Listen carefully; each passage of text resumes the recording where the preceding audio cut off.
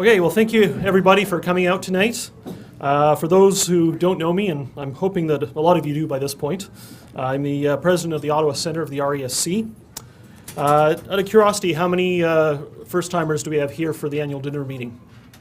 Yeah, excellent. Okay, well, welcome, and you're in for a treat. This annual dinner meeting, which is held each November, is one of the most anticipated events of the year, right up there with Astronomy Day.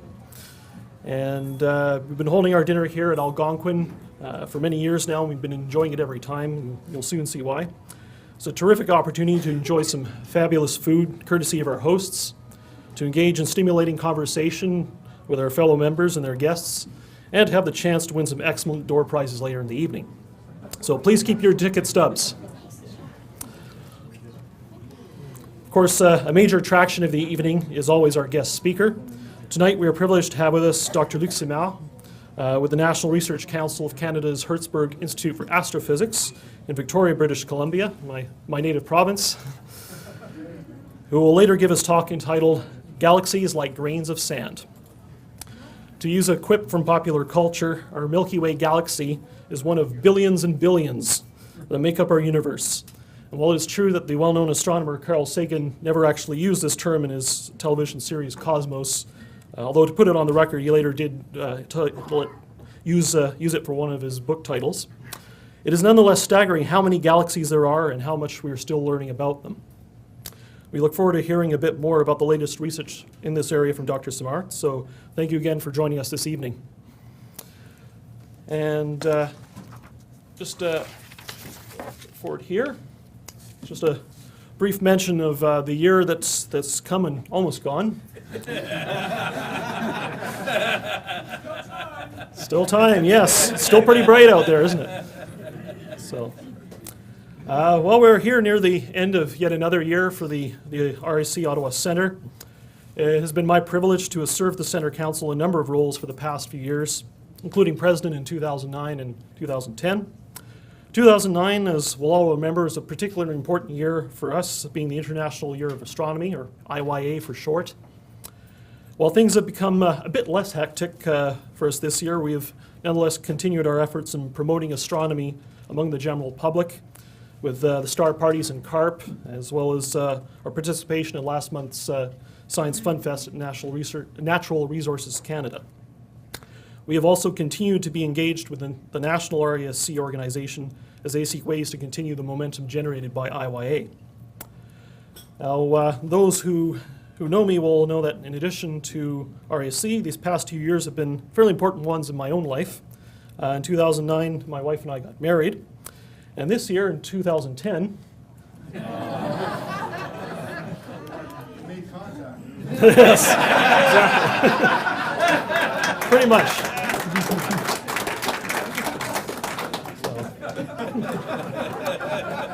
So this year we welcomed a new arrival. And now, as many of you sure know, family expansion can make for busier times. So I'd like to take this opportunity to extend a special thank you to Chuck O'Dale, seated right here, who graciously stepped in to assist me with a number of presidential duties this year. So I'm sure it was greatly appreciated. Okay, thank you. So I want to extend quite a few other thank yous. Special thank you to our Vice President, Al Scott. Al is there. So Al is responsible for this evening, for organizing our guest speaker and the tickets and all sorts of things. So thank you again, Al.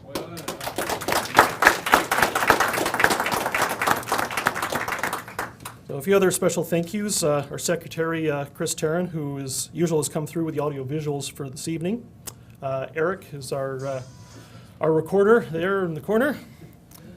Mike Magadam, our outstanding outreach coordinator for the past 2 years, whose dedication and enthusiasm helped make IYA and our public events this year happen. And Mike is stepping down but Mike, we really appreciate all the work you've done these last 2 years, and we've really seen the impact and the interest that the public has shown in our events. So, Treasurer Hans Brouwer, I don't know if I haven't seen Hans this evening. But, He's out of town. Okay.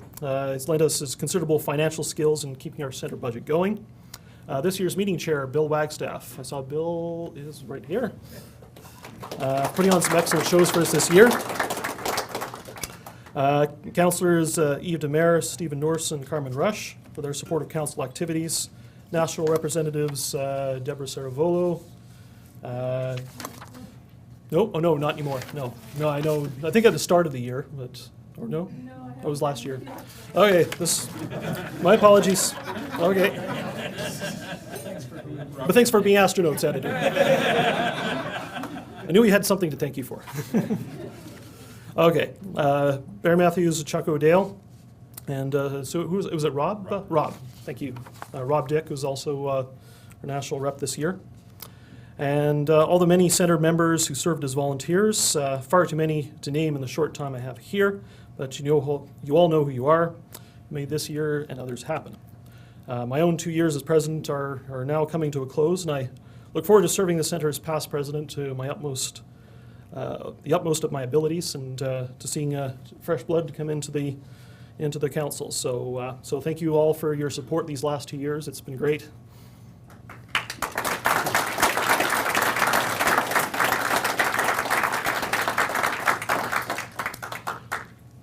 So as you all know, the R in RESC stands for Royal, and it's tradition each year to toast our patron, who is Queen Elizabeth II. So I'll invite everybody to raise their glasses to the Queen.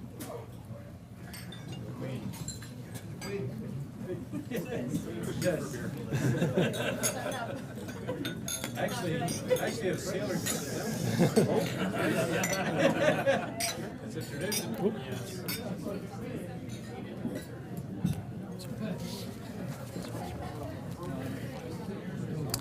Serious note. So every year our annual dinner meeting falls on the week of November 11th. And so in keeping with this occasion, at this point I'd like to ask you all to rise as we observe a minute of silence in memory of those who are no longer with us.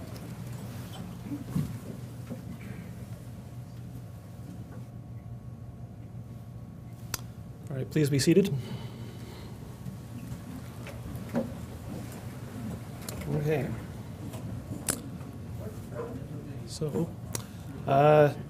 So again, later this evening, we'll be hearing from Dr. Simard to give his talk on galaxies like grains of sand. And but before that, we have some excellent cuisine there on display, and I'm going to hand it over to our host Gord to tell you all about it. Thank you very much, Phil. Ladies and gentlemen, good evening. Once again, it's my pleasure to welcome all of you to Algonquin College. And for the first timers, I do have a surprise for you. Ladies and gentlemen, at this time I'll ask you all to remain seated. I will go around table to table, at which time I'll invite you to the buffet area. We have one buffet table, but we have two lines, one on the inside and one on the outside. We will try to get you all through the buffet area as quick as possible without the aid of desserts. So we will start down at the far end and not at the near end of the buffet.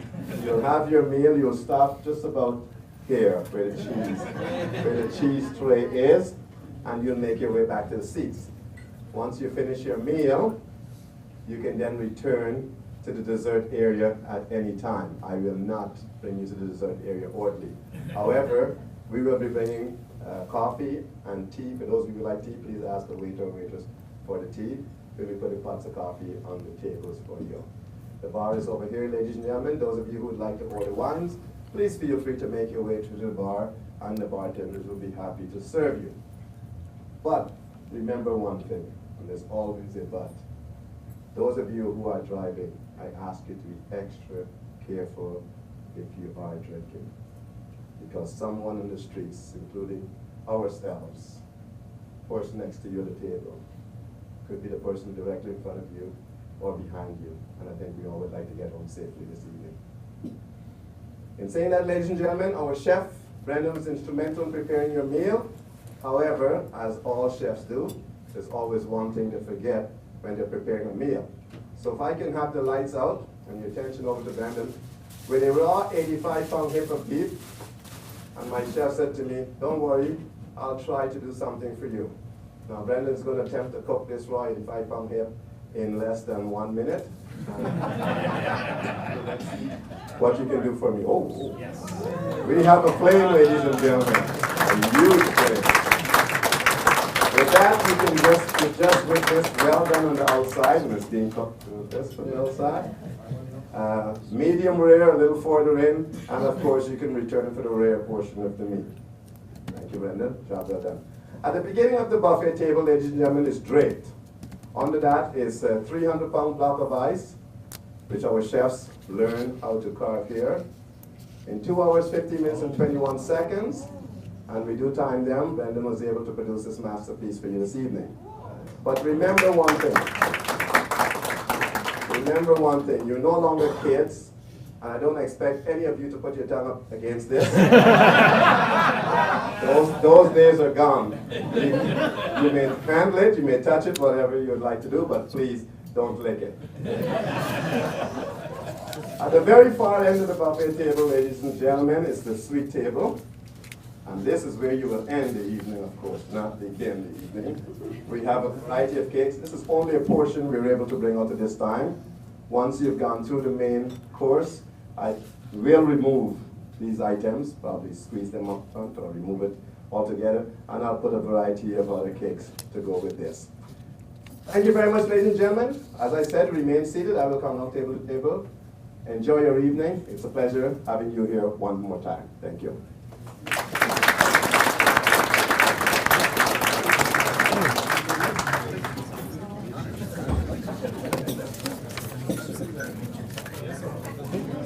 All right. Okay, just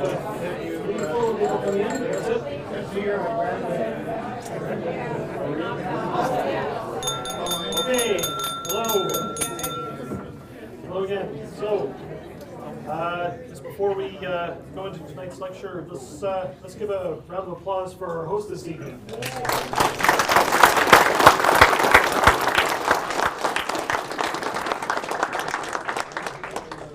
We really enjoy coming to Algonquin each year, and I'm sure you found out why with tonight's meal. So, all right. So at this point, I'd like to invite our Vice President, Al Scott, to introduce our guest speaker.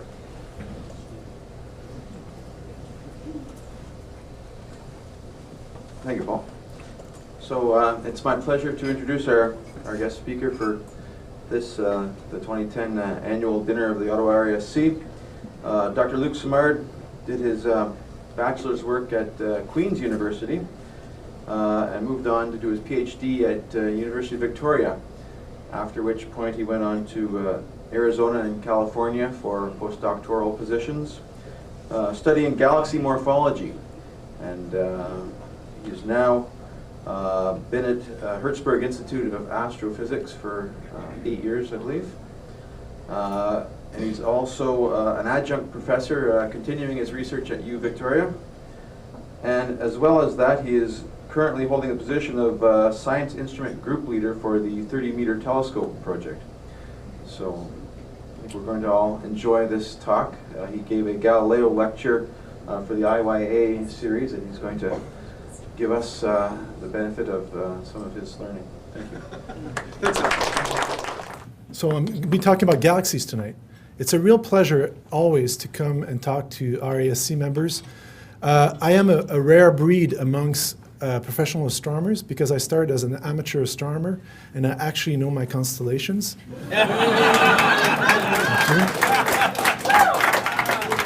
I also can find messy objects in the sky as well as a few NGCs. My first telescope was a Tasco 2-inch refractor. My second telescope was a 6-inch Meade telescope, and I eventually built a radial telescope. And as you will see tonight, I get to talk to you about my new telescope, which I'm very proud of. Okay, so this is as part of the International Year of Astronomy, there was a bunch of us that went around Canada to deliver what we called the Galileo lectures. So it was 10 speakers going across the country, delivering some presentation on different research topics. And this was last year, And this year, for tonight, I put together a modified version of my lecture because I heard that some of you were telescope builders. So I included some history of cosmology, some science, and then some telescope building, as you will see.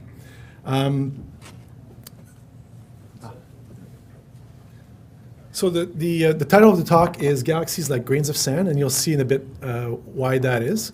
I include on the front of the presentation one of my favorite pictures. Some of you may recognize these two galaxies. They're quite famous. The top one is M82, Messier 82. The bottom one is Messier 81. This picture was taken with one of the largest digital camera in the world. It's a 340 megapixel camera that's on the Canada-France-Hawaii telescope. And we used this wonderful camera, which, by the way, was built by Atomic Energy of France. Don't ask me why. To conduct one of the best surveys of the sky ever. All right, it all started 400 years ago with this guy, Galileo. 400, yeah, that's... It is a tough crowd. It is 401, thank you. Mr. Galileo, despite the fact that he was dealing with, had to use what we, by today's standard, would be a poor telescope, managed to do some pretty significant discoveries. He observed the phases of Venus. He was puzzled by the rings of Saturn. They look like ears, so he couldn't figure them out. And he made these wonderful observations of the satellite of Jupiter. And so Mr. Galileo set in motion our, I would say, our journey of discovery of the universe.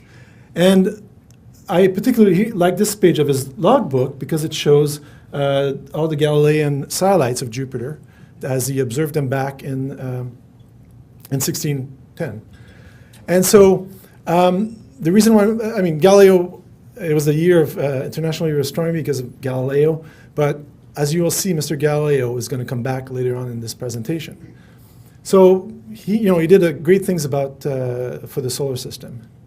The next character I want to bring up is this person called Charles Messier. I must admit that this is not a direct quote from Mr. Messier, but this quote embodies the spirit of what drove him to make the Messier catalog. This guy did not care one bit about nebulae.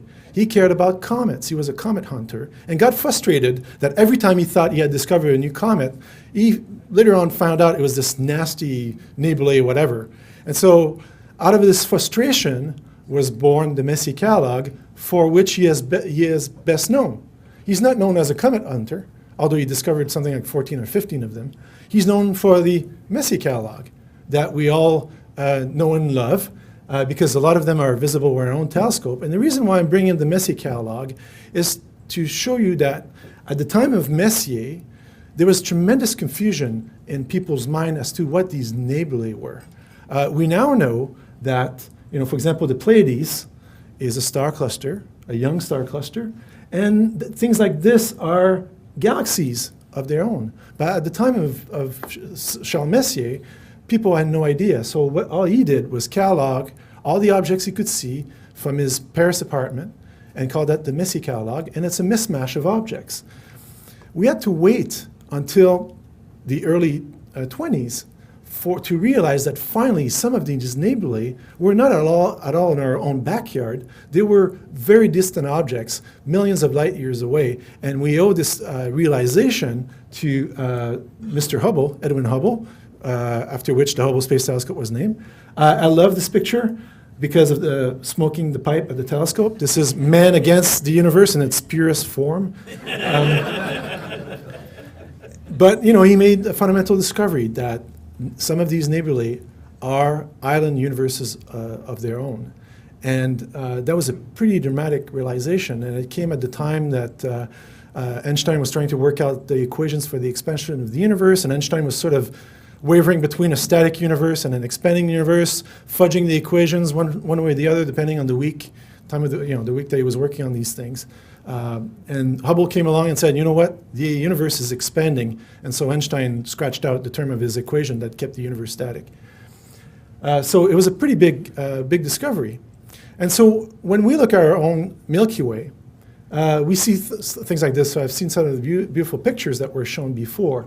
And this is a set of constellations that is well known to all amateur, the Summer Triangle, made up of Cygnus, Lyra, and Aquila.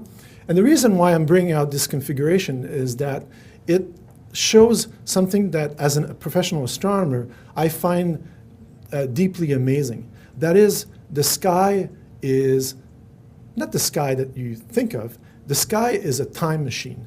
Okay, we are looking every night at the biggest time machine out there, and what's amazing is that we have all access to that time machine.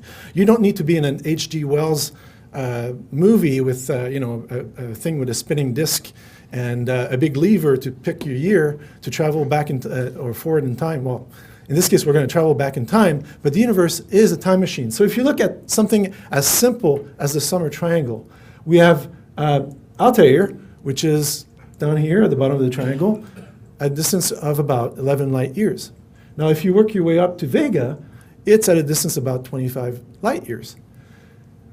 Reaching Deneb is a supergiant star. It's at a distance of 1,600 light years. So by the time you look at Deneb with your eyeballs, the light that you see from Deneb has been traveling through space for almost 2,000 years.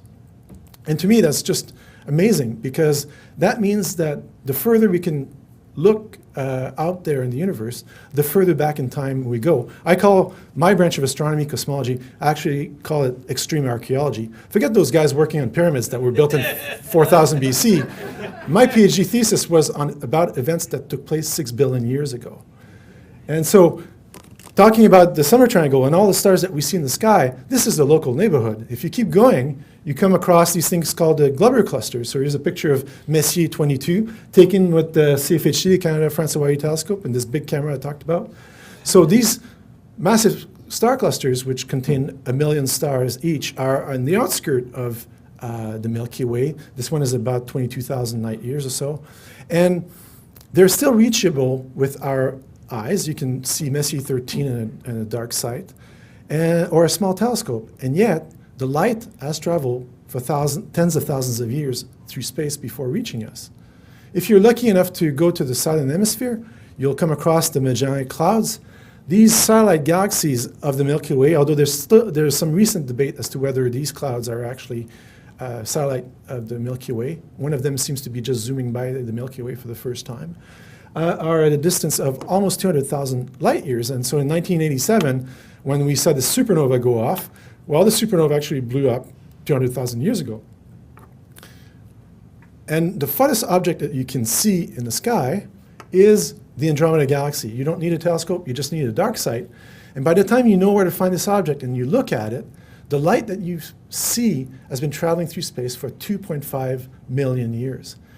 Ask yourself where we were 2.5 million years ago, and that gives you an idea of the timescales involved. It's just amazing. And yet, this is just the local neighborhood. We can go far beyond this.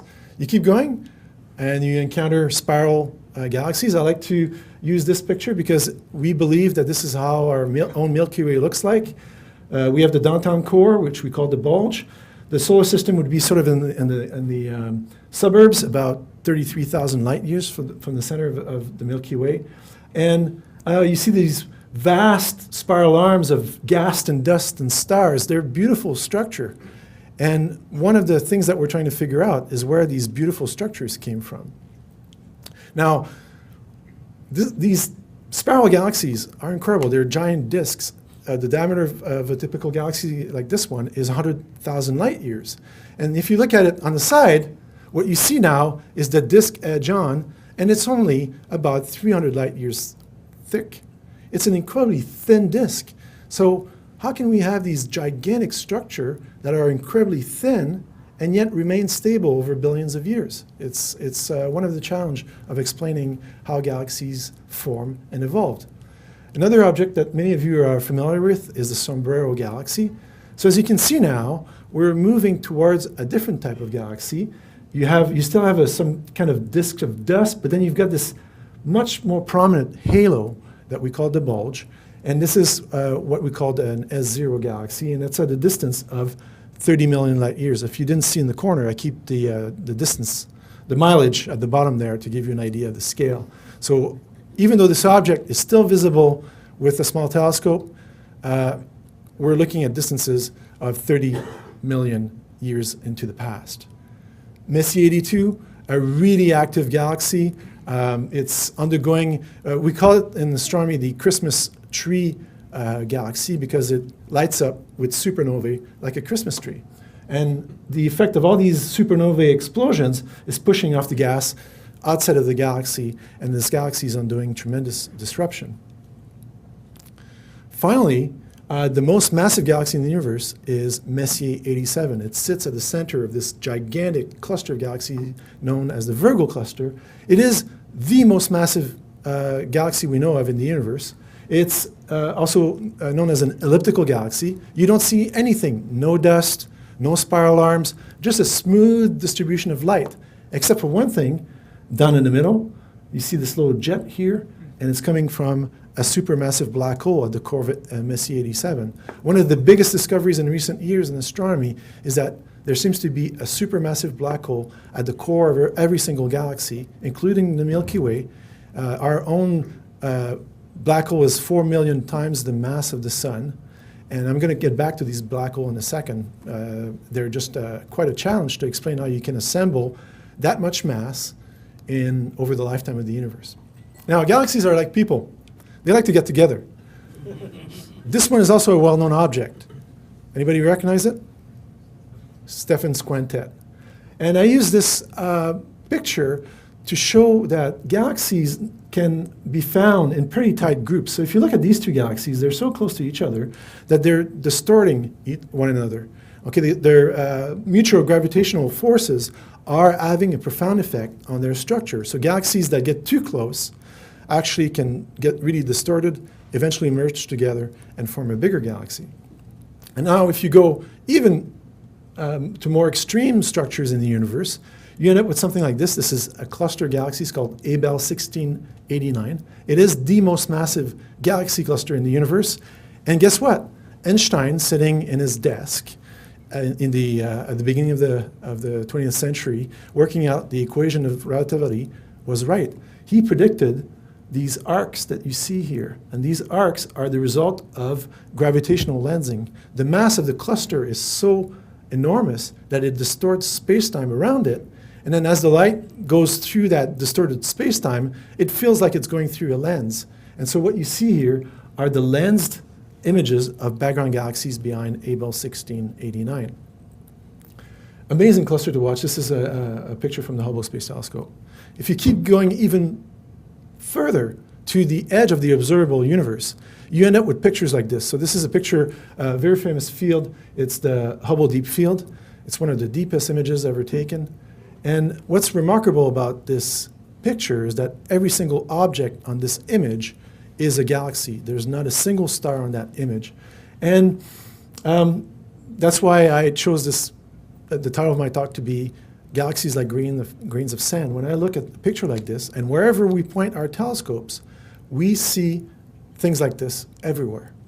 And one of the challenges is there's something funny about this picture. I don't know if you've seen it before, and if you've seen it before, whether you were ever puzzled by the fact that when you look at some of these galaxies over here and down there, they don't look anything like the beautiful spiral disk that you see, the so-called grand design spiral.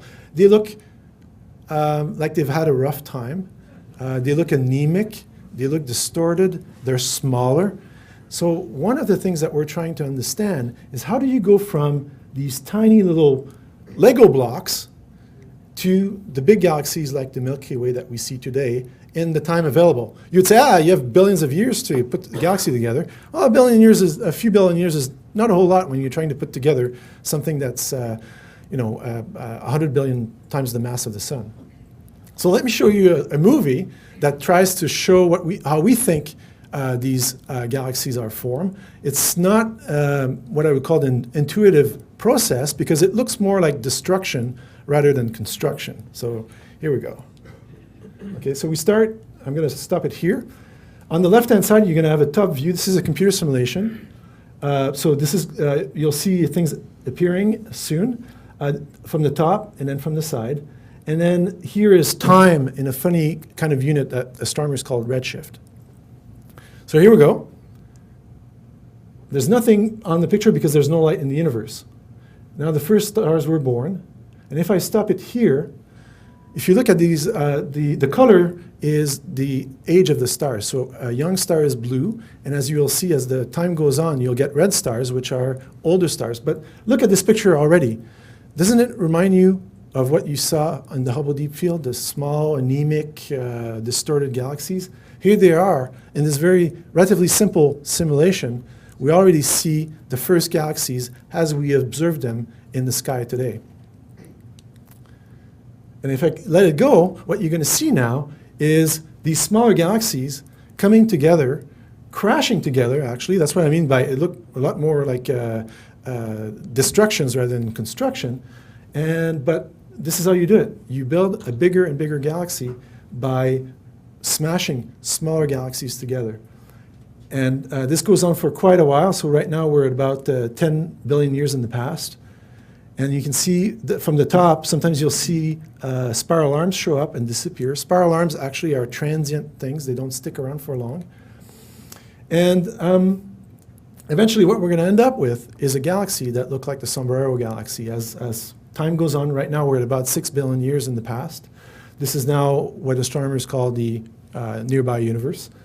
But you can see all the red stars that have been around. You see the blue stars in the middle in the center of the galaxy, and then you see some spiral arms showing up. Here they are. So even with a relatively, nowadays this simulation is fairly simple. This is what we were doing back in 2000. I kept this simulation because it looks like the Hubble Deep Field. This simulation in 2000 took 4 months on a computer to do, on the fastest computer in the world. Now we do a far better job, but you can see now a beautiful disk and a halo, the bulge, like you see in the Sombrero Galaxy. So even with a relatively simple simulation, we're able to reproduce the basic structure of galaxy. Now, there's something very wrong with this thing. All you see here is stars, nothing else. We now know that stars are a tiny fraction of the universe. Most of the universe reside into dark matter, which we have no idea what dark matter is, and dark energy, which we have even less idea of what it is than dark matter. It's a huge scandal. The astronomers are missing about, 75% of the universe or more. We don't like to brag about this because it's a bit of a scandal, but we're trying to figure out what's going on. And so this is what the stars are doing. What you don't see is the dark matter. So what I'm going to show you now is a simulation of what the dark matter is doing. So on the next movie, what you're going to see are not stars, but dark matter. So here we go. Well, you can see, if I start with distribution of dark matter and I let gravity take over, what you end up with is not a random structure. You end up with a web of filaments all over the place. It looks like, we call it the cosmic web. And the galaxies that we see today form along the filaments of the cosmic web. And it's just another, I would say, construction derby, as opposed to demolition derby. And then you can see all these dark matter halos of particles that we don't understand. All we know is that they interact with gravity. There is no radiation coming from dark matter. We haven't observed any dark matter directly. All we've seen is the gravitational signature of the dark matter. And we've tried to simulate them in the computer like that. So this is what the Milky Way, our Milky Way, should look like if you had dark matter glasses on. And what we can do with a simulation like this is you can actually fly through it and inspect it, measure its structure as a function of time, and from measuring the structure of dark matter, try to explain the observations we're making to determine what particle makes up dark matter.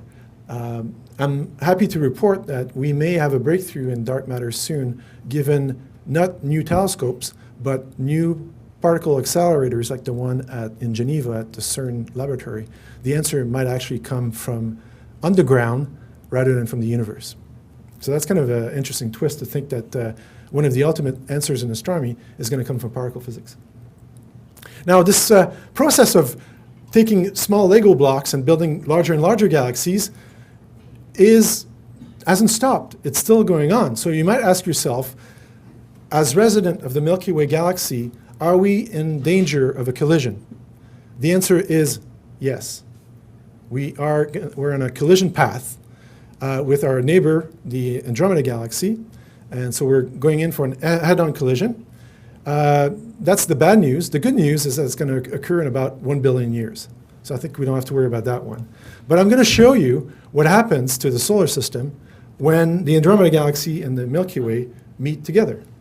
Here we go. So here's the Milky Way. Here's time. The solar system is the red dot you see going around. Everything is fine. We're in a nice circular orbit. We go around every 250 million years.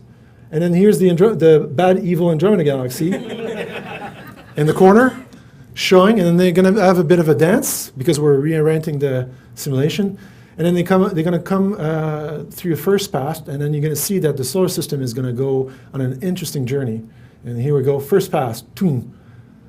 So now the solar system is going through by the center, out in the outskirt. It's going to go back in. And now the Andromeda galaxy is not happy with the first pass. It wants more. It's coming back for seconds. You know, this is dessert. Here we go. 1, 3, 4, and eventually becomes a single galaxy. So in 6 billion years, we will be one and only with our friend, the Andromeda galaxy. So I hope by showing you all these pictures of galaxies in the universe that I conveyed the sense of the vastness of the universe, but also the fact that it is a time machine like you may not have thought of it before. And if you're going to travel through time, you need a machine to do it. So here's a little cartoon showing you in one picture the entire history of the universe. Let there be light at the beginning with what we think were quantum fluctuations in the vacuum itself. These quantum fluctuations led to seeds of structures, and these seeds, over time, under the effect of gravity, grew bigger and bigger to give us the galaxies that we see today. So everything came from the Big Bang all the way to the local universe. So we start after the Big Bang. Obviously, the Big Bang was really hot. It was messy. But then the universe cooled down to a point where everything was dark. We called it the Dark Ages. It lasted about 400 million years after the Big Bang. And after 400 million years, the first stars were born. And after that, galaxies, you can see first stars. The first stars were very different than the sun. And then these first stars died, created new stars, and then went into new galaxies. And over time, we ended up with the galaxies, the planets, and the stars that we see today. Now, this is, in one cartoon, 13.3 billion years. And I'm going to show you now a machine that can survey all of that cosmic time in one single shot. That machine is known as the 30-meter telescope. It's a new project that we're working on. It will be the largest telescope in the world when it goes on sky in 2019. It's not a very original name. It's named the 30-meter telescope because the primary mirror has a diameter of 30 meters. Also, at the time we picked the acronym, we're not sure whether it was going to be, say, 29 to 39. So with the acronym, we're safe. With TMT, no matter what the diameter ended up being, we were still in the right range. So the 3-meter telescope is an interesting project because, for one thing, it looks the way it does. This picture, all the pictures I'm going to show are not cute artist pictures. They're real engineering design. I'm going to show you pictures of certain parts of the observatory, and they're going to look that way when the observatory is operational in 2019. This observatory looks the way it does because of Canada. Canada has had a distinctive signature on that project. We are responsible for delivering the dome. This wonderful, it's called the Calotte Dome, which I'll discuss a bit later. The Calotte Dome is being designed in Vancouver. We're responsible for the structure of the telescope. And we're also responsible for one of the main instruments for that telescope. In fact, the instrument that will make it all work. The project is a collaboration between Canada, University of California, the California Institute of Technology, and our recent addition to the partnership are Japan, China, and India. So we have 6 partners, and we're all trying to figure out how we can put together the partnership to build the telescope. On the technical level, it's very advanced. Now let me show you the power of this thing in terms of looking out into deep space.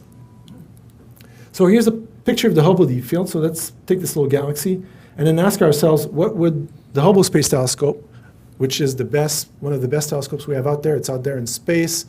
Because it's in space, there's no blurring of the atmosphere, so it's getting incredibly sharp images, the best images that you can get with a 2.4 meter telescope. The Hubble would see something like this. The TMT will observe the same galaxy with this resolution. It will have a resolution 10 times better than the Space Telescope. So you might ask yourself, well, how can you do this? You're not going to ship this thing on the space shuttle or anything like that. It's the size of a 747. It turns out that we have some new technology to get rid of the effect of the atmosphere. So, you know, when you look outside and you see the star twinkling, it's very pretty, it's very romantic, it's awful for astronomy because it means that the atmosphere is very unstable. So twinkle, twinkle, little star, oh, I wonder how you are. It's bad. Twinkling is bad. And so this atmosphere that we love and breathe is just a disaster for astronomers. So thankfully, we have a way to get rid of the atmosphere without killing ourselves. So let me show you a star taken at high speed. So this is, if you're able to take fast images of a star, this is what the star would look like. It looks like a mess. You can see it's nowhere near a sharp point of light as you would expect if you were in space. And that's entirely due to the effect of the atmosphere. So if I let it run, you're going to see this mess turn into a beautiful image all of a sudden because I turn on my magic box. Here we go. So now, this is still observed from the ground, but the image is as good as if it was taken from space. How do we do this? It turns out that Canadians are world leaders in this field called adaptive optics. So let me show you how adaptive optics work by showing you a little movie. Okay, so this is, by the way, the Gemini telescope on Mauna Kea. And the movies start by doing something that we tell the general public never to do, which is to grab the most powerful laser in the world, stick it on top of your telescope, and fire it up into the sky. Okay, that's what this movie is going to show you. It's going to show you a laser beam going all the way into the sky. So going along the telescope.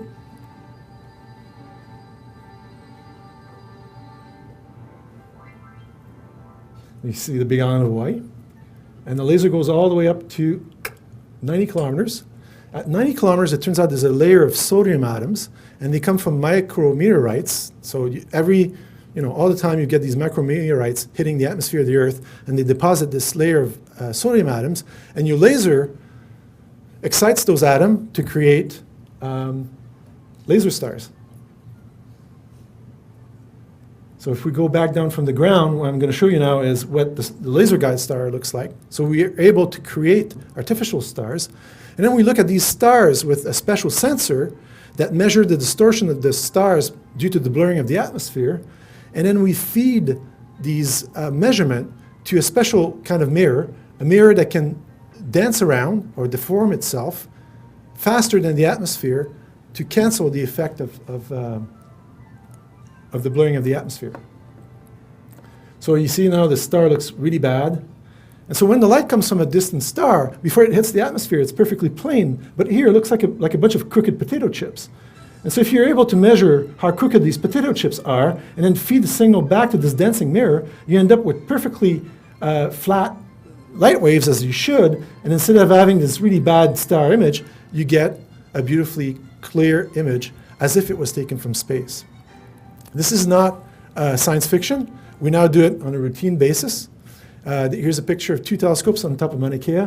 This is the Keck telescope, and this is the Gemini telescope. Both of them are shooting a laser up in the sky to do this type of measurement. I'll leave it to your imagination what happens when you cross the beams.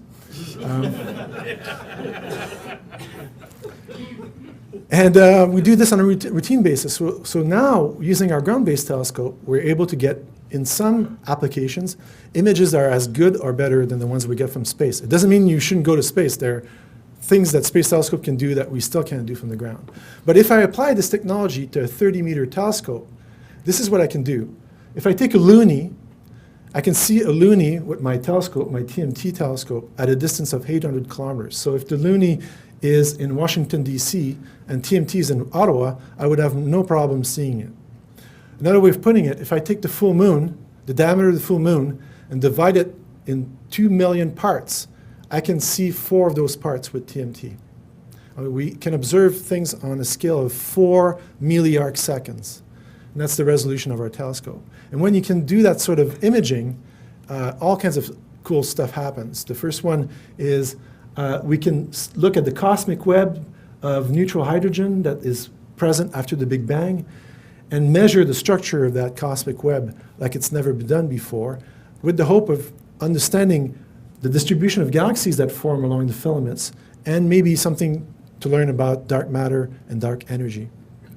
I mentioned supermassive black holes. So here are the stars around the center of the Milky Way. We actually can observe them in the infrared. And we see them zooming around this star, this empty spot marked by a star in this picture. And by the motion of these stars, we're able to tell that there's this supermassive black hole at the center of the Milky Way. Now, that's known. It's nothing new. We're going to confirm that, no problem. But what we're going to be able to see is as the black hole rotates, it drags around space-time, around itself. It wraps itself in space-time. And we're going to be able to measure the distortion of the orbits of those stars due to the rotation of space-time around the supermassive black hole at the core of our Milky Way. I'm particularly, I don't work on exoplanets and life in the universe, but one thing that this telescope will do really well is give us a better understanding of planets around other stars. The first thing we're going to be able to do is, if you look at this star here and the scale, 1 astronomical unit is where the Earth, the planets like the Earth are found, terrestrial planets. And you can see all kinds of interesting molecules in space, like water. How do we take those molecules, which are present throughout a protoplanetary disk, how do we take those molecules in space and put them at the surface of new planets? We don't know, but with TMT, we're going to be able to observe molecules being deposited at the surface of newly formed planets. One thing that we hope to do is find actual traces of life. And I'm not talking about ET phone home. It's actually kind of cooler than that.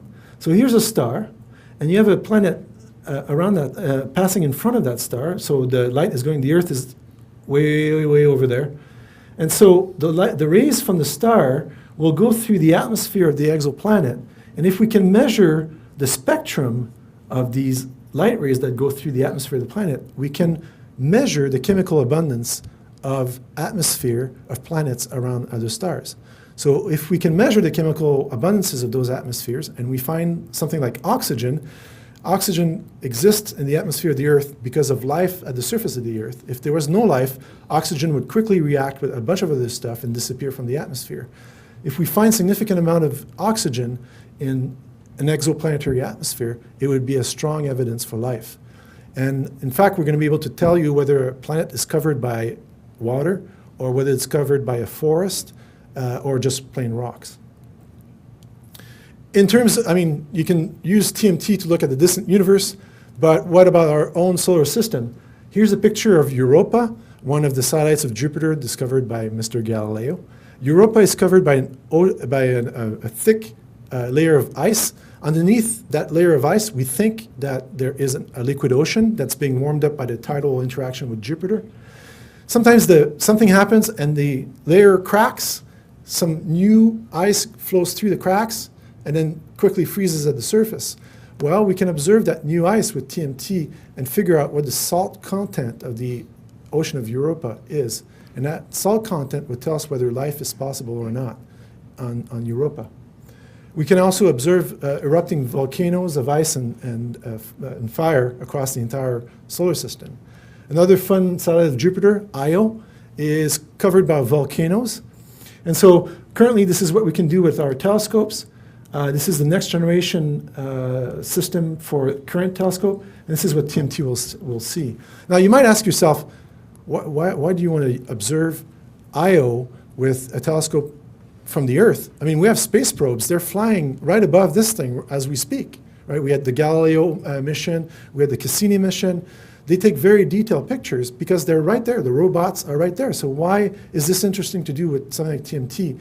The answer is the probe cannot cover everything at the same time. So what the probe does when it zooms around, say, Saturn, is it takes a snapshot and then moves on. Well, if something interesting happens in the meantime, the probe will never see it. With a telescope from the ground, you can actually observe the moon every single night and measure the weather on Titan, for example.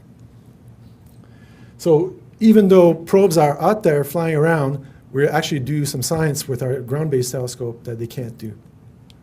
Okay, so TMT is going to go on the Big Island of Hawaii.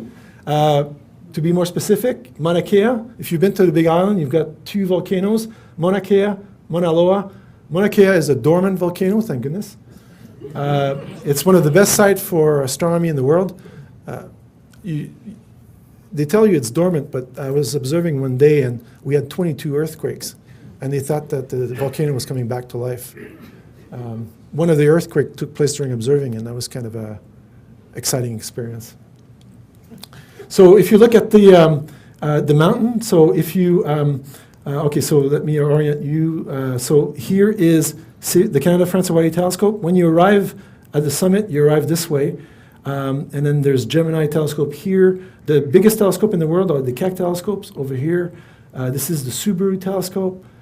James Clerk Maxwell telescope. So this is another Canadian telescope. So Canada has a share in JCMT. We have a share in Gemini, a share in Gemini over here, and CFHT. And so when you arrive at the summit, instead of turning around, turning right to go to CFHT, you keep going straight, and then you go past the summit to a plateau known as 13 North. And that's where we're going to build TMT. There's no room at the summit itself to build a telescope the size of a 747. So if I show you a picture, so here's the Keck telescope, Subaru. You're looking towards, I think, the Kona coast. And so this is 13 North, which is large enough for us to build our telescope. It's at an altitude of 4,200 meters. Mauna Kea is well known as one of the best sites on the planet, and that's where we're going to be putting TMT. Here's a picture of the observatory. This is a real design that we use for a construction permit. So when you do renovations on your house, you get plans. We have construction plans for this facility. There are two things I'd like to draw your attention to. The first one is the dome. The dome, as you can see, reflects the sky.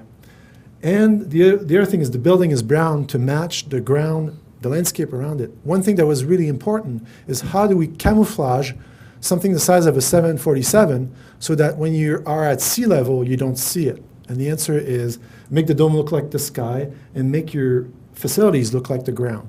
And that's what we had to do to satisfy the permit requirements for the site. So in here, you're going to have all the labs for storing the mirrors, recoding the mirrors. There's generators. There's going to be a visitor gallery. So keep that in mind next time, when you come up to Hawaii and TMT is in operation, we're going to have a very nice visitor gallery for you to see our baby. And this is a real design, real construction design. To put it in scale, this is the TMT dome with respect to the largest telescopes in the world, the Keck telescopes, which are 10 meters in diameter, each one of them. And so it's a substantially larger facility. As I said earlier, this is a distinctive Canadian observatory. It's using a new kind of dome called the culotte. And the culotte is kind of interesting. You have an opening. Instead of a nice shutter, a typical shutter, you have a cap, okay? And, the plug. And the plug is 31 meters in diameter, just a bit bigger than the mirror. Then the plug sits on an inclined plane at 45 degrees. And that whole part is called the cap. And the cap sits on an horizontal base that rotates horizontally. Okay, so if I just show you the whole thing in motion, you see the plug opening up, we open the flaps, the cap moves on an incline, and then the base moves on an incline. So by the simultaneous motion of the two components, so you can put the dome anywhere in the sky. And that dome is extremely efficient structurally, and it protects the telescope from the wind. Now, what I love about this design is it was built by a Canadian company, and the Canadian company built some of the first domes on Mauna Kea. Using the technology from the domes, they built, they folded that new technology into roller coasters. So they built some of the best roller coasters down in the United States. So when you go to Walt Disney World or Six Flags, some of the newest roller coasters use telescope dome technology. And then what they did is they took that roller coaster technology and folded it back into the dome design. So this thing here is a roller coaster track. And it's my secret desire, when the telescope is being built, to ride that track. Don't tell my project manager, please. And so by moving those two parts, you can point the telescope anywhere in the world, and it's the dome that we intend to build. The dome will be 66 meters in diameter. Just to give you an idea, I keep saying a Boeing 747. I'm sort of exaggerating. The wingspan of a 747 is 69 meters. And so we're not quite there to fit it in, but it's going to be a pretty big dome. Some sizes for the telescope itself. Oops, wrong one. Here's some dimensions. So the primary mirror is 30 meters in diameter. The optical axis of the telescope is 23 meters. And the top of the telescope is 51 meters. So what happens is the light comes from the sky, is reflected off the primary mirror, goes up to the secondary mirror, which is the size, it's 3.6 meters in diameter. It's the size of the Canada-France-Hawaii telescope. It goes down to this third mirror, and this mirror spins around and can deflect the light either on this side or to this side where the instruments are. Just to give you an idea, this instrument here, which looks like just a big square, is the size of the largest telescope in the world today. Okay? And then I put my Institute in Victoria up for scale in this picture. So here's a little animation showing you the light path through the telescope. So the light comes from the sky, hits the primary mirror, up the secondary, and then up to the tertiary, and then it sends the beam to this instrument. It rotates a bit, can point to the other instrument, rotate a tiny more, all the way down this way. And then, so all these things are instruments. And these instruments are, this one is the size of a semi-trailer truck. This one is the size of the largest telescope in the world. And even the smallest box is bigger than a large vehicle. Just to give you an idea. I'm responsible for all the boxes that you see on both sides of the telescope, which sometimes keep me up at night. Here's the primary mirror of TMT with respect to other big telescope in the world. So we have the 5-meter telescope, Hale telescope, Palomar, which for decades was the largest telescope in the world. That was superseded by the Keck telescope, which pioneered the first segmented mirror telescope. So you cannot build a 10-meter mirror or a 30-meter telescope. You need to build little segments that you then put together to make a big one. So Keck had 36 segments. Each segment was 1.8 meter in diameter. We're going to have 492 segments, each one 1.4 meter in diameter. So each one of our segment is the size of a reasonable telescope, a 1.4 meter telescope. And what happens is, as you move the telescope around the sky, you have to keep all those segments playing nice together so that all those different segments act as a single perfect mirror to reflect the light from the sky. So here's another picture of the primary mirror showing you the back structure. Here's a worker, technician for scale. So you can see all the back structure of the primary mirror. Here is where the tertiary mirror is going to go. If I zoom into 7 segments, so here are the mirrors, and at the back of the mirror, each mirror has a mechanical hand to massage the shape of the segment. So as you move around the sky, you have 492 mechanical hands under computer control that can massage each segment independently to get the best single mirror out there on the planet. And here are all the mechanisms. So the yellow part are the mechanical hands. The big boxes are pistons. The little boxes are edge sensors to figure out each mirror must measure where it is with respect to its neighbors. And that's done all the time.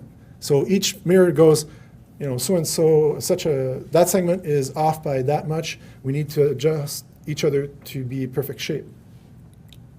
If I'm at the back of the primary mirror, you can see this space here.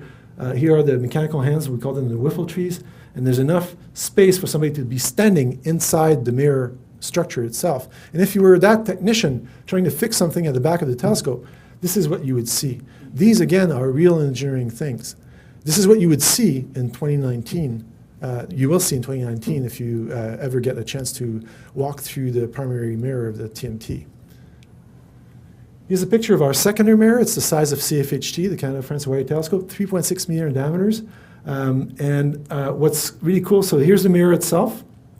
At the back of the mirror is a 20-inch telescope, and the 20-inch telescope is used to launch 6 laser guide stars at the same time. So we can create a constellation of artificial stars that we can use to measure the turbulence of the atmosphere.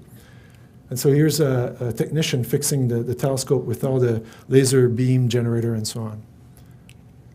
Here's a picture of the structure of the telescope. Just to give you an idea of a size, here's an astronomer with her or his arm like this, perhaps in dismay that something is not working. But as you can see, it looks like a lonely astronomer because that person is very far above the ground, 23 meters. This is the level of details that we're looking at. Here are the elevators, the catwalk, and the guardrails, the lasers, the instruments. So here, each cylinder is a big instrument. The box is the adaptive optics system that removes the turbulence of the atmosphere. And that's a Canadian contribution to the project. And so everything is blue is being designed in Canada. So as I said earlier, we're responsible for the dome, the structure of the telescope, and the magic AO box. Here's another picture showing you the telescope pointing up to the zenith, so you can see all the different segments. It's a jagged edge mirror, and then you get some electronics. So, I mean, we're down to figuring out where the electronics goes on this thing. So it's a fairly advanced stage of design. And here's the back of the mirror. This is a catwalk to go from one platform to the other. And you can see all the structure at the back of this gigantic 30-meter mirror. I'm going to show you now a fly-through the observatory. So what we're going to do, here's the cap opening up with the flaps. Here we go. We're going to plunge down past the CFHT. And then you see now all the different segments, 492 segments. You see the tertiary mirror. You see the image of the secondary mirror into the primary mirror. You can see the big spectrograph. And you can see all the vents on the side of the dome. And then we're going to fly out. You can see people for scale. So each one of these vents, there are 115 vents. They're the size of a large garage door. And then the dome is moving into position, and the night falls. And then we're going to launch our laser beam. And that's how TMT is going to look like at night. Well, we're going to turn off the light in the dome, and the light for the entrance, but the laser will be there. And the building certainly is going to look like that. And I think it's going to make for a very impressive sight. So I really invite you to come and visit us in 2018 when everything is on sky, hopefully. Thank you very much.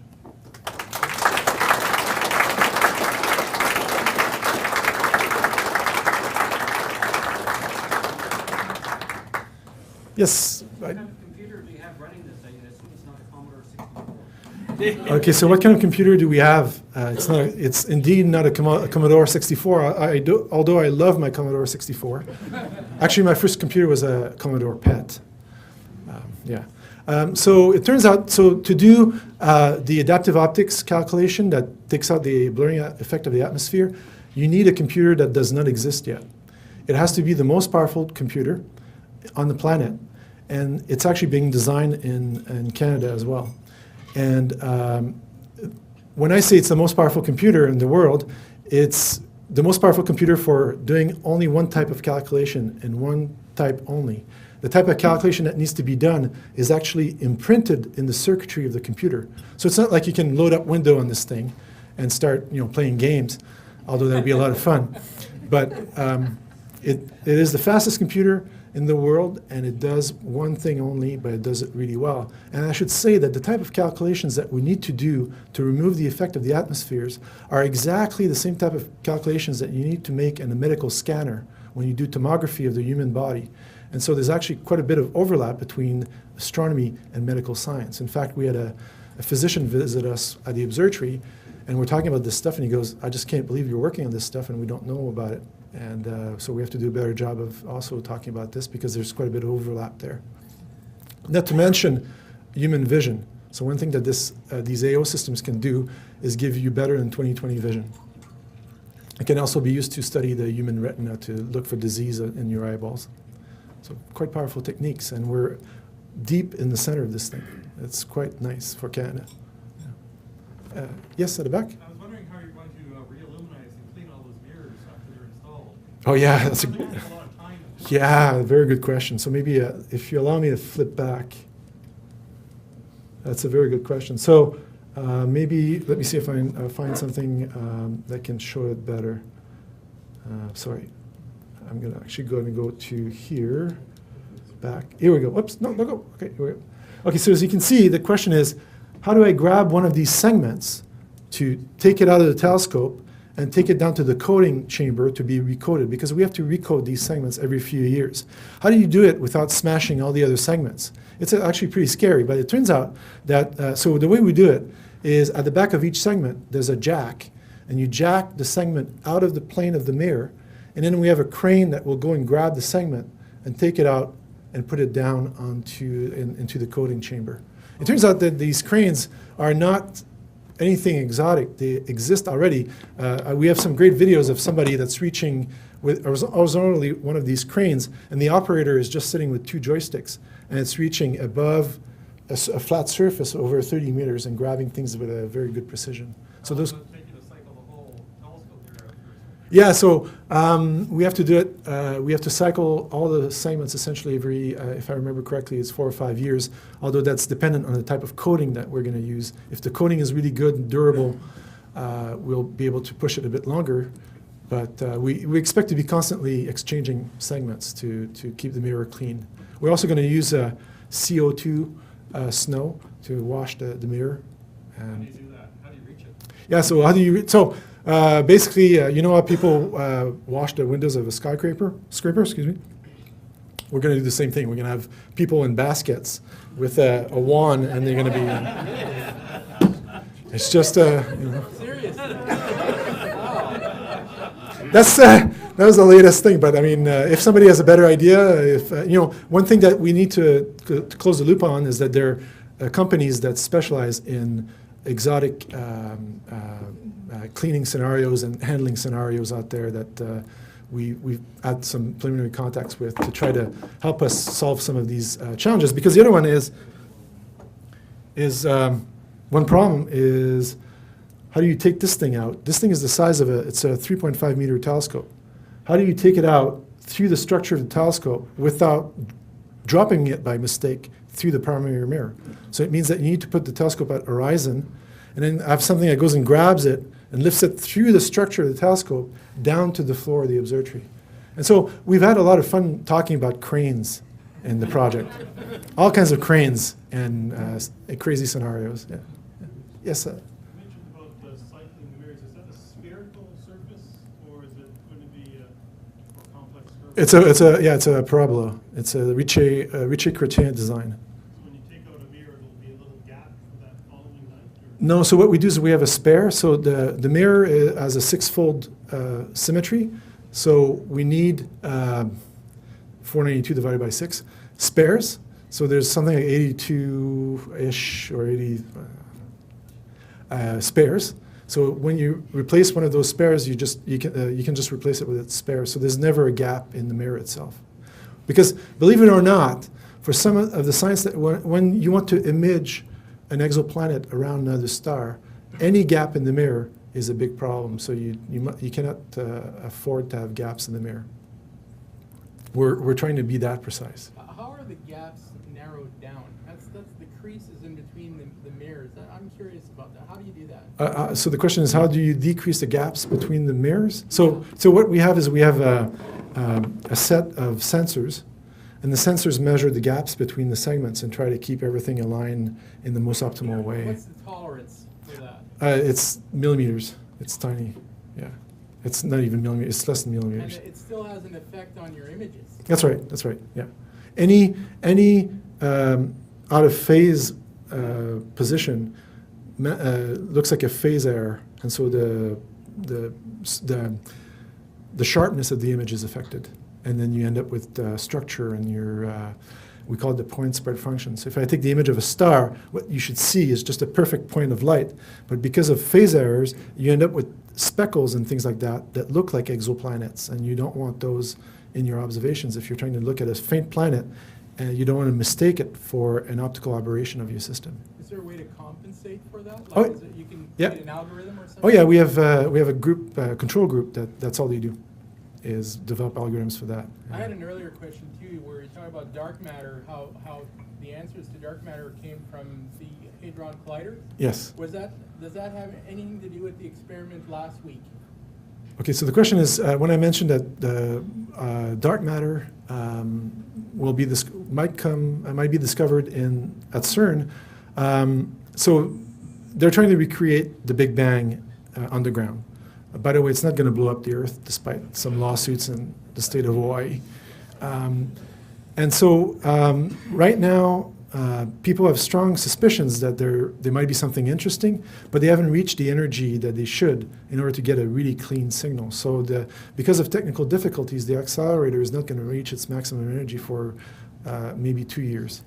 And so we'll have to wait for that, for definite proof of dark matter. If But it that exists. experiment last week had something to do Yeah, with that. it's a first step. Yeah, that's Okay, right. okay. Yeah. I mean, it's very exciting. But you tell people, especially an astronomy audience, that the answer to one of the biggest puzzle of the universe that we can observe with a telescope might come from an experiment underground in Geneva. They just look at you going, "Wow," yeah. And then I go, "Wow." I think you were, yeah. The scope is obviously not on an equatorial now. Correct. So you're using a derotator of some sort. That's right. Is that hardware, software? Not just So that's a very good question. So we're not using an equatorial mount. I wish we could, because it would make things simpler, okay, because of the rotation of the field. So if you have an equatorial mount, the telescope does not rotate with respect to the sky. When you have a altitude azimuth structure, the telescope rotates, the sky rotates with respect to the telescope, or vice versa, whichever one you want to look at it. So the reason why we don't have before I answer your question, we don't have an equatorial mount because it would be far too heavy to build and impossible to build technically. So the way we do it is the rotation is actually, so we take care of the, you can see the cylinder plugged into this box. What we do is we make the cylinder rotate, because that's where the instrument is. So it's, sorry, you see there's a cylinder here, a cylinder there, and then each one of these cylinders is an instrument. And so what we do is we rotate the instrument at that level to take care of the field rotation, rather than trying to move the whole telescope. The telescope is supposed to work down to 1 degree from zenith. So it's supposed to handle quite a bit of field rotation. Yes? Regarding your resolution, I was very interested in what's like that we don't have here in the Milky Way. You'll be able to see these oddball things around here, won't you? Absolutely. It's a very good question. We're going to be able to resolve distant galaxies out to the Virgo cluster. So Virgo cluster is about 45 million light years. We're going to be able to resolve those galaxies into individual stars. Okay, so for the first time, we will have pictures of galaxies that look like individual stars. Yeah. In fact, everything is going to move with TMT. Take a globular cluster like Messier 13 or whatever. We're going to be able to watch Messier 13 fly across the halo of the Milky Way. Or we're going to be able to watch the Andromeda galaxy spin. You're going to be able to see the disk of the Andromeda galaxy spin. It's going to take about 10 years, and then we can see the disk rotate. So somebody mentioned M101. Who mentioned one? Yeah, Messier 101. Back many years ago, an astronomer called Van Menen tried to measure the rotation of M101 And he thought he had measured the rotation of the stars. He didn't. They were just measurement errors. But we're going to be able to do his measurement with TMT for the first time. We're going to be able, another thing that's going to be really cool is if you take a field of stars, and then you have a foreground star passing in front of those background stars, we're going to be able to see the lensing, gravitational lensing of the background stars by the foreground stars and measure the mass of the foreground star just by watching the background star sort of going as the star go in front of it. So everything is going to move, and that's a bit of a problem. Like when everything moves, how do you measure things? That's a big science question that we have. But how many staff are you going to have up at that level, and how many at sea level? Do you have any ideas yet? We have so the question is, how many staff are we going to have for the observatory? We have a detailed breakdown of all the tasks by everybody. We know exactly how many people we need. It's about 120 people. And what's the breakdown between sea level and... So at night, we're going to be maintaining a fairly small crew of perhaps 10 people at most, hopefully less. And we're going to try to actually operate the telescope remotely from partner countries. So we're going to try to have remote observing from all the different countries that are part of the observatory, like India and China and Canada and so on. And that's being done already, so it's not a big deal. Yeah. What would the capital cost be? The question is the capital cost for the observatory. That's another number that we know very well. We have a detailed description of the cost of the observatory down to the meals that the construction workers will eat during the construction phase. And the facility with the error bar is around $1 billion right now. And that's our cap. It's more expensive than previous telescopes, but when you look at the scale of projects in other sciences, such as ocean science and particle physics, we're actually on the low end. So astronomy, it's a new thing for astronomy, but it's been done before in other sciences. So. Is the money secured? So the question is the money secured? It always comes down to that. So the project is kind of interesting because we have a benefactor who's quite interested in astronomy. His name is Gordon Moore. I don't know if you've heard of Moore's Law for computers. So Mr. Moore is one of the founders of Intel, and he has a profound love of astronomy, and he gave us $300 million to get started. And so we have Mr. Moore's money to get started, and then we have all the other partners that are coming together to get the rest. So the idea of the partnership is that there's a smaller share across each partner, and that's how you get these things built. All these things are built through multi-partner international collaboration. There's no other way of doing it. So, and in fact, Mr. Moore intended at the beginning to fully fund the entire thing, but because of the internet market bubble, his worth was not as much as he had hoped by the time we get on Sky. But you know, when somebody gives you $300 million, it's just, you know, it's fantastic. And yeah, he really loves astronomy, and he lives in Hawaii as well. That's not the reason why we're putting the telescope there. He never ever said, "I want you to put it there so I can see it from my window." He never did. But it is one of the best sites on the planet. And, does he get to peek through it? I sure hope so. He doesn't get his name on it. That's a good question. Yeah, but look at the acronym carefully.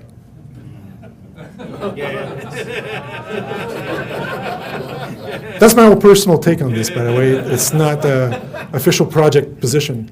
It's my personal take on it, but the acronym would work. You talked about advances in computer technology required to build this project. Are there other technological breakthroughs that you're going to need in order to accomplish this, like, for instance, lubricants or... Okay, so the question is, I mentioned we need a computer breakthrough for the telescope to work. And the question is, are we going to need other breakthrough? I would say that on many levels, this is sort of a conservative facility. It tries to use, for minimizing the cost, we try to minimize the new technology that we needed. So, but it's, I think in terms of control algorithms is pretty much where a lot of the development will take place. Obviously, if you had better mirrors, better detector, you could build different instruments, but that's going to come in time. But the basic structure of the observatory, the telescopes and the optics and that sort of stuff will last for 50 years and remain relevant for 50 years. There was a question at the back there. Just a number of years ago, there was a lot of concern by the local indigenous peoples about the area and the use of the mountaintop. And I understand there's negotiated that there are going to be rather severe restrictions on developments on the mountain. Yes. On the volcano. And I'm just wondering, that's a pretty sizable footprint for a facility. I was wondering what negotiations or what has gone on at the minute. Yeah, so that's a very good question. So the question is, how are we going to get permission to build a telescope there? As you may know, Mauna Kea is a sacred place to the native Hawaiians. It's a beautiful place. If you've been there, you will understand why it's a sacred place. You feel it. And so extreme respect must be paid to that wonderful place. And it's fair to say that in the past, there's been disrespect. I've seen it myself. And we're trying to avoid the mistakes of the past by being, instead of talking to third parties, we're going straight to the local communities. And so we had an extensive public consultation process where we went from village to village in Hawaii to listen to the people and what they had to say. And two things emerged from that. The first one was the way that we're going to compensate the local population for the permission to use their site is we're going to offer a scholarship program to the local kids. People want to, people in Hawaii, like everybody else, want to know what their kids are going to be doing when they grow up. And most Hawaiian would say that a facility like this is a tremendous opportunity for their young ones. And so if we start now, by the time with the training program, by the time the telescope gets on sky, we will have local kids that can work at the telescope. The other thing that's changed is that there's now a legal framework to manage the permission process. So there's very described phases and steps to be taken to get eventually a permit to build on the mountain. And that's helped everybody understand what to expect and how to manage things properly. So far, things are going well, and there's good support for the facility. And I think, we as a project wanted to make sure that we did things differently than what was done in the past. It was very important. And I would not be working on a project that would desecrate a place like Mauna Kea. Yes. You. Wondering about those individual mirror segments. They're off-axis parabolas. They're all. So there's 80. So do they have to be all finished and tested as a unit, or do you test them? How are you going to test the segments? So the segments are going to be tested as units. Yes, yeah. But at the end, when they're put in the telescope primary mirror cell, there's a special instrument that's going to look at all of them at the same time and phase them together. So we have a special instrument, and the job of that instrument is to phase all the mirrors together to give you a single mirror. But there's a lot of lab testing that goes into each one, because we know exactly the shape of each one down to 25 nanometers. You had a question? Just yeah.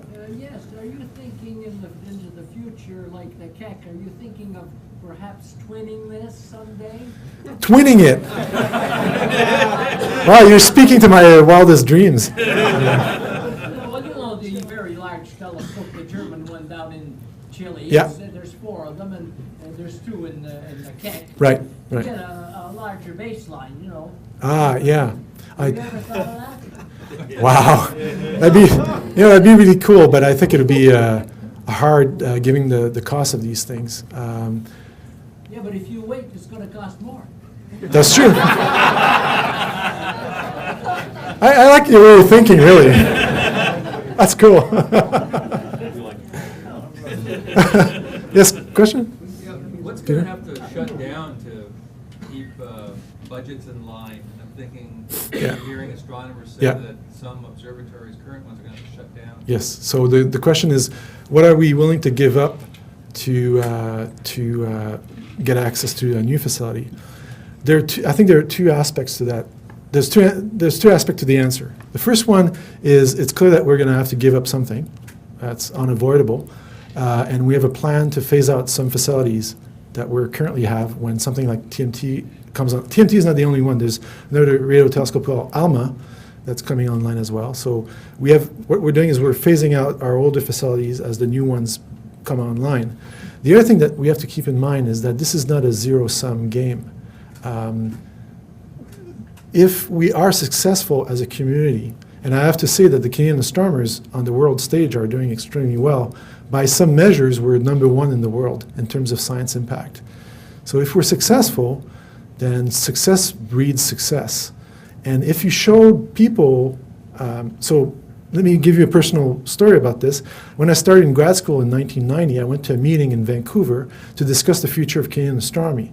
It was the most depressing meeting of my life. We were told at the time to quit astronomy now because there was no future. And if you took the people in that room in 1991 and showed them where we are today, they would never have believed it. So I think we have to adopt the same attitude of think big to be successful. So, while keeping our feet in reality. Yes. Yeah, what would be your first choice to look at when this comes online? Ooh, what would be my first choice? I have to admit that even though I don't work in that field, I would point it at some exoplanet. By the time that this thing comes online, we will have many candidates for Earth-like planets. Give it another couple of years, and we'll know whether there are Earth-like planets around other stars, and I would like to train my telescope around one of those stars to see what we can see. But I don't work in that field, but I'm personally very excited. Everybody's excited about exoplanets and the potential there. How would this be as a moon scope? I think it's fair to say it would be a pretty good moon scope if your detector survived the photon arrival rate. The Chinese have got their orbiter now, and they're getting really stunning images back. Chuck just sent me Yeah, yeah. But the moon is far too bright. You need a pretty big filter to take that out. Yeah, I'd be scared actually. But at Jupiter we're going to do as well as the space probes or thereabouts, so that's not too shabby. Yeah. So even Mars is too close. No, Mars would work. Yeah, we can do stuff on Mars. No problem. Yeah. Is this in the infrared capacity? We will be observing all the way from 300 nanometers, so the blue side of the optical spectrum, all the way to 28 micron, which is the mid-infrared wavelength. So the telescope can observe through that wavelength regime. This is a little off topic, but you touched on it. Oh. Mentioned back in the early 90s was very depressing. And then I guess a number of years after that, they came up with a 10-year decade plan. Yeah. Now they're going to start the next decade. Do you think these decade plans actually get everybody on the same wavelength? Yes. And Yeah. to be so successful? It's one of the reasons why I came back to Canada is because I thought that the consensus in the community was very nice to see and that it was going to go somewhere. And we did. The first long-range plan, which is a 10-year planning process, was good in getting us things like TMT, ALMA, James Webb, and so on. And the next one, the report, is supposed to come at the end of this year, and it's supposed to plan the next 10 years. And let me tell you, I've seen the list of things that went into the report, and the list of projects is absolutely spectacular. I mean, things that seems like science fiction, but it's real. Yeah. I know nothing about when you look at your image, you see at the top you have a fairly obvious notch in your mirror. Oh, over, yeah. The edges are ragged because of each segments, yeah. But it doesn't seem to be a consistent raggedness. Oh, yeah, right. That's right, yeah, so it's not necessarily a smooth edge, no, it's arranged. So basically, when you calculate the diameter, okay, okay. It's a very good question. Yeah, I mean, well, that may actually be a glitch there, I think. But it's true that, I mean, it's a circle down to the resolution of 1.4 meter, because that's the size of individual segments. So you try to make it as circular as you can, but it's not quite there, yeah. Although I gotta admit that one there is looking kind of weird. Good eyes. Yeah. Yes? Can you name some of the companies that Canadian companies that are working on the sensors? And Oh boy. We made a list of all those companies. Well, yeah. Oh my goodness. The one for the dome and the structure is Dynamic Structure Limited in Vancouver. And then we have other companies working on cooling systems and things like that.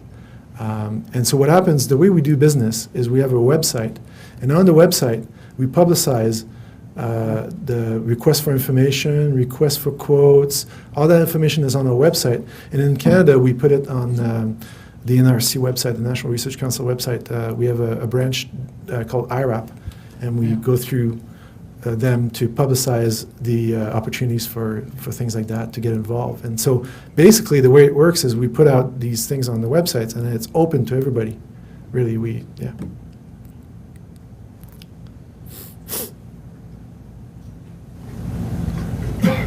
You mentioned that the power supply for the telescope is a set of generators at Yes. the base. Yeah. Isn't that sort of against green? Yeah, so the generators are backup generators. We're going to be running off the grid. We need a megawatt power, and we're going to be running off the grid. But if something goes wrong with the grid, like the power in Hawaii can Oh, be... so there is a utility that goes up Yes, to... yeah. Okay. So the generators are going to be used only in case of a blackout or something like that. Sometimes it happens, like sometimes the entire island is going to lose power. So if your dome is open and there's a blizzard coming, you want to be able to at least close the dome and put the telescope in a safe position. Blackouts are a good thing. Not if your telescope is down. Yeah. What about an earthquake? Like, it just Yeah. occurred to me, with CFHT there was damage. Yeah. The thing actually bounced a bit. Yeah, so what about earthquakes? Speaking by experience, I was on CFHT when one of the earthquake hits. It was enough to break off the mount of a couple of telescopes. TMT is built to withstand a 1,000-year earthquake. So an earthquake that occurs every 1,000 years. So it's something like 8.5 or 8.4. That's our design requirement. So the thing is built to sustain pretty hefty earthquakes. Yeah. Yes. You mentioned about a megawatt. That's a huge heat source. Is that why you're kind of relegated away from all your companies? Yeah. So.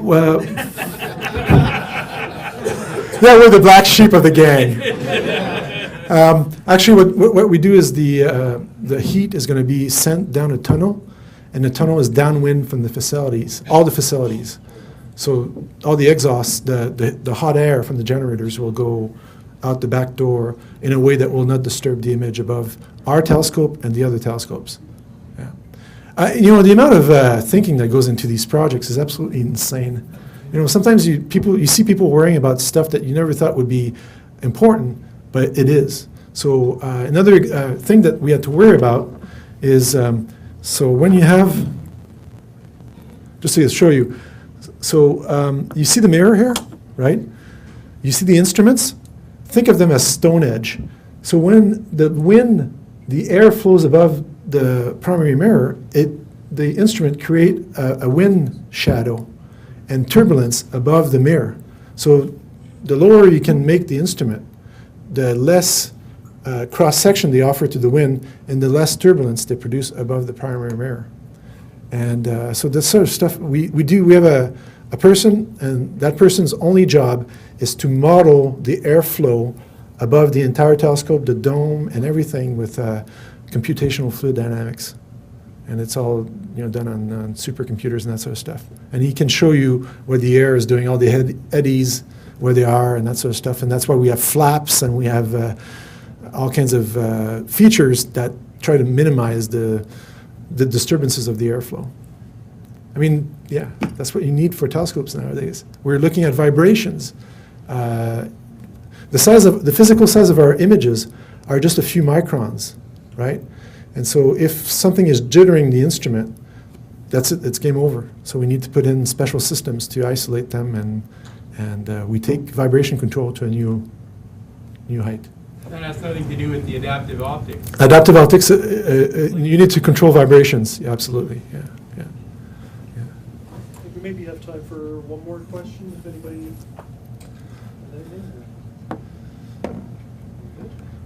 Thank you so much, everybody. Thank you.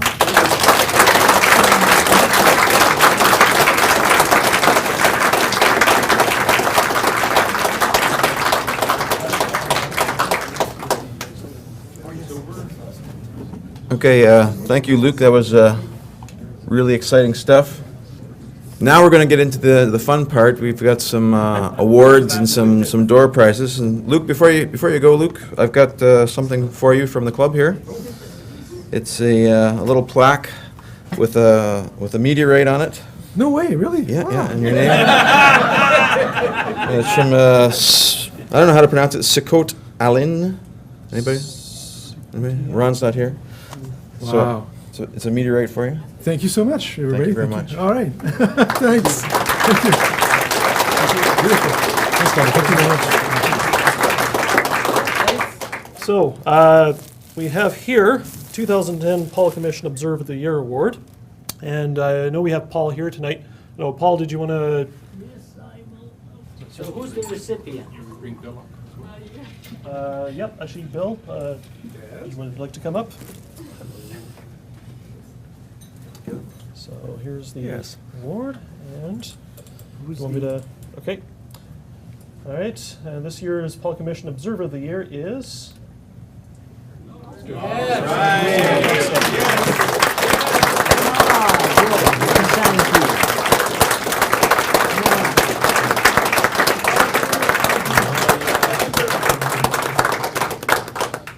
Congratulations. Thank you so much.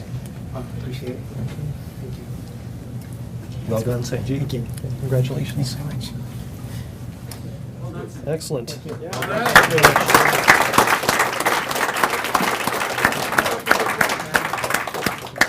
Okay, and our second award of the evening. You have to describe this one. I have to, oh, this is the, okay.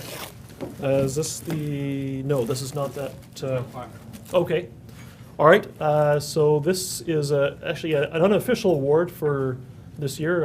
It's the first year that we're doing this award. This is for presentation of the year at our monthly center meetings. So I'm going to invite Bill to come up to the podium again, and we'll announce our winner, who is Simon Hanmer, Valles Marineris.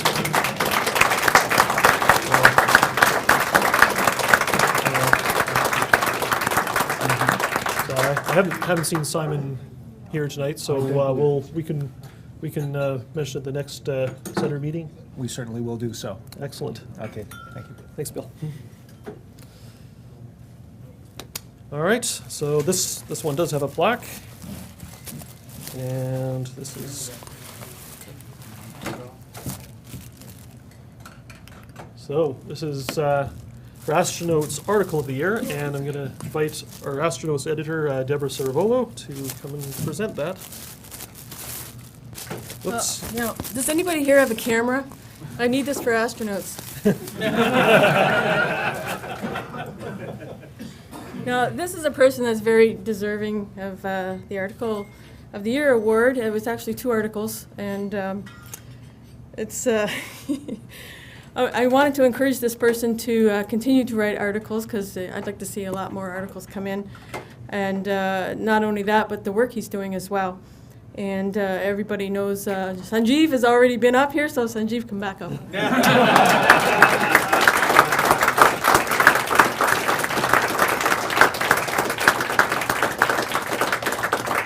have a camera?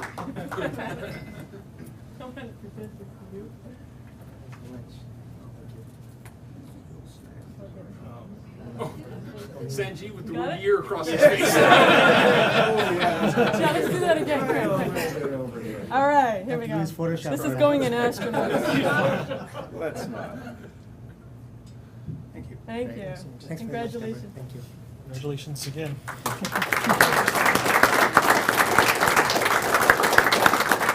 All right, well, thank you again, everyone, for coming out this evening. I hope you all had a good time.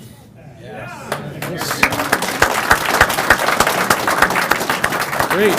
So, well, again, it's been a privilege being with you as president for the last 2 years, and it's been a fun ride, and so I appreciate all of your support, and we'll have our next meeting, our last meeting of the year, on Friday, December 3rd, which is also our annual general meeting. So please come out and join us there, and swap meet. And swap meet. Okay, good to point out. All right, and well, again, everyone have a safe drive home, and thanks for coming out.